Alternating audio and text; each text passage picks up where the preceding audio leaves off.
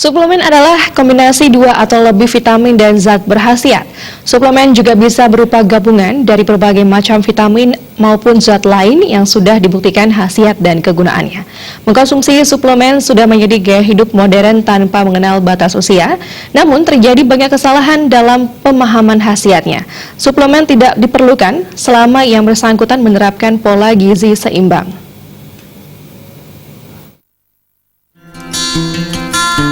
Suplemen sejatinya hanya diperlukan oleh orang berusia lanjut dan orang sakit, kurang gizi, pekerja berat, atau yang memiliki kelainan tertentu, seperti kelainan darah atau kelainan metabolisme. Pemberian suplemen pun tidak boleh sembarangan.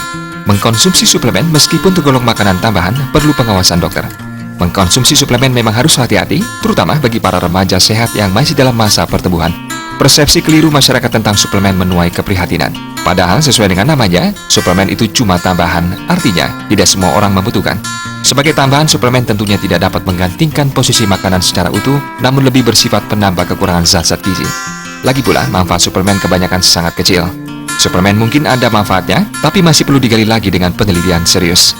Sayangnya, berbeda dengan obat, suplemen tidak diwajibkan melalui uji klinis untuk membuktikan seberapa besar kebenaran manfaatnya. Selain manfaatnya yang kadang diragukan, mengkonsumsi suplemen secara terus-menerus dalam jangka waktu lama juga dapat menimbulkan efek negatif. Suplemen ya, jadi kayak suplemen makanannya. Kalau suplemen makanan, kami dari medis juga tidak menyarankan penggunaan suplemen makanan bila tidak diperlukan. Jadi kalau memang kita makannya masih bagus, itu nggak usah pakai suplemen.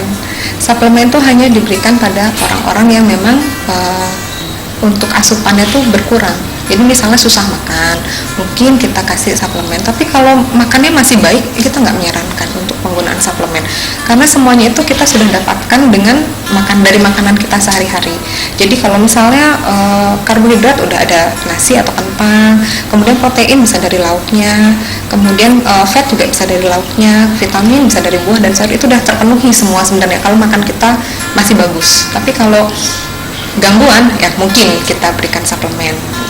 Jadi kadang-kadang juga di orang awam itu sering menggunakan vitamin, jadi tiap hari minum vitamin aja, itu sebenarnya sih nggak bagus juga. Jadi vitamin itu kan tubuh memerlukan dalam jumlah yang kecil, dan itu kita sudah dapatkan dari makanan, jadi nggak usah kalau memang makan kita masih baik.